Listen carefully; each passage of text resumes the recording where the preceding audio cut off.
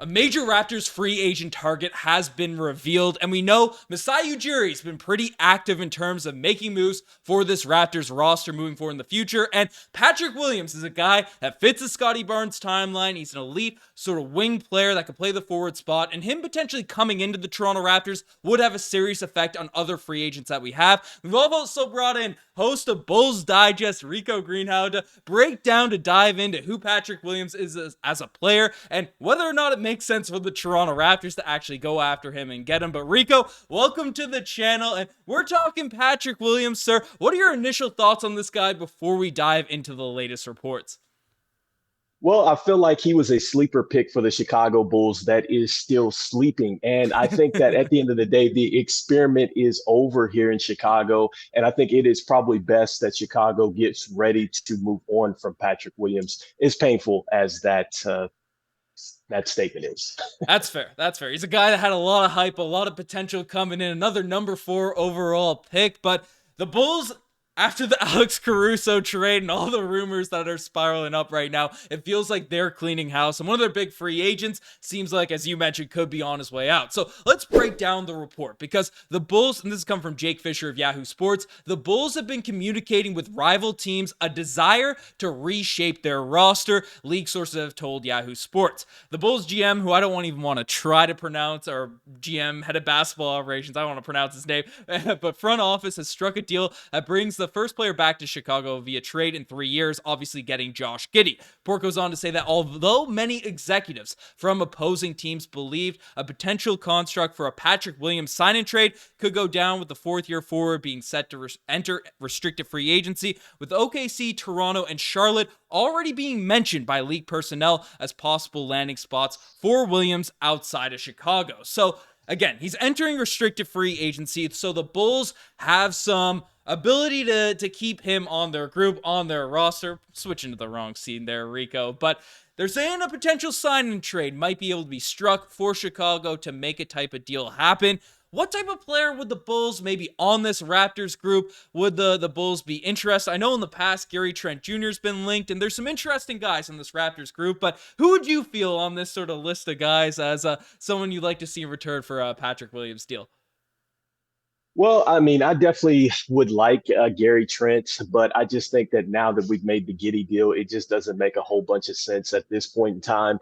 I wish that, there was a potential to get, I believe it's Bruce Brown. I wish he could come over there. But at this point in time, guys, I'm thinking that maybe perhaps we might want to look at a guy like a Kelly Olynyk or somebody like that.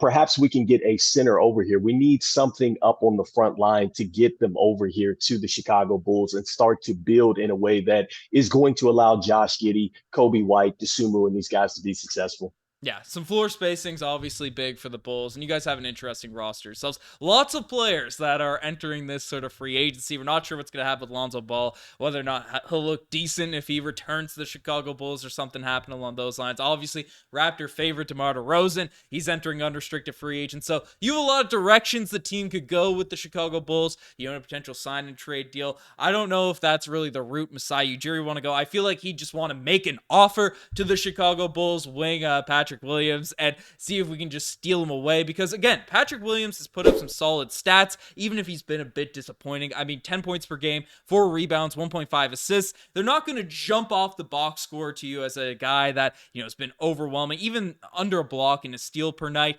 but shoots 42% on corner threes, which is elite. He's only 22 years old. Overall, 40% from behind the three-point line. Most of them are assist upon, so more of a spot-up shooter. But in terms of things you'll like about his game, if the Raptors were to give him, a type of deal in restricted free agency, whether it's a sign-in trade, whether it's an actual contract, what would we be getting in this guy, Patrick Williams, if a deal were to go down? Well, first and foremost, I think that you guys are going to get him outright. I wouldn't see Chicago going ahead and being a trade partner.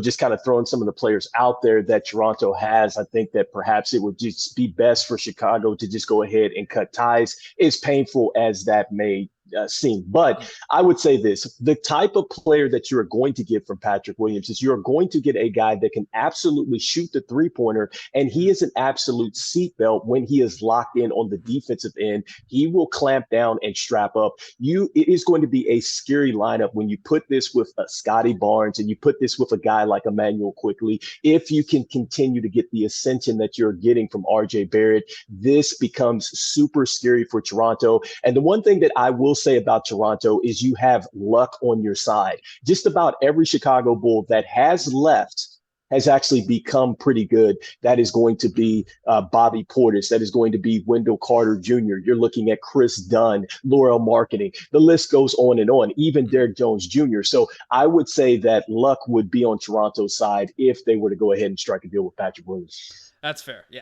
A lot of people leave the Chicago Bulls in recent seasons and end up performing pretty well. So that's a very fair statement in regards to be made about Patrick Williams. But Rico, heard it in your sentiment, in this video, especially when we were talking before, you seem comfortable with Patrick Williams going. We took a look at the stats and his contract is pretty significant. And Zach Lowe came out earlier in the season and said that he's hearing Patrick Williams wants a big numbers on his next contract, and like that starts with 2 and isn't 20. So we're talking mid-20s in regards for a Patrick Williams guy. So that's kind of the market value I'd expect, whether, again, it's with the Chicago Bulls or one of the teams mentioned, whether it's the Raptors, Thunder, any of these types of squads. But why are you comfortable letting him go? Are you dropping someone on us, a big contract guy for the Raptors? Obviously, you mentioned solid shooter, right? Can play defense and stuff, but where is he where are we getting duped? Is this too good to be true if we make one of these signings, sir? Well, here's my deal with Toronto. I think it's a better fit. And I think, to be fair to Patrick Williams, we have not given him a situation where he is to be successful. I'm not sure if Chicago is going to continue to build for him to be successful. Is it entertaining, or would it be intriguing, I should say is the right word, to have Patrick Williams running around with Josh Giddey? Do I think that he's going to start to now fill the lanes, get up, dunks? Is he going to be able to get his 3-point shot off of paint touches that Giddey and Kobe White are going to create? It's a possibility. But I just think that there's been so many injury riddled seasons. I think there's so many lineups where he's been shifted that he had to play the 4 and the 5. I just don't trust the organization in his continued growth. And, I've said this all along. Patrick Williams was the 6th man of the year in the ACC. He never was the starter at Florida State University. He always was coming off the bench. So for me to trust and believe that he was going to come in and be an impactful starter, that was hard for me to believe. And I just think that this project is over, and Chicago is better suited now, because I say this all the time. They are a reactive team. They're not proactive. And you have a chance now to be proactive and get off a contract and not get locked into something that is not going to be good.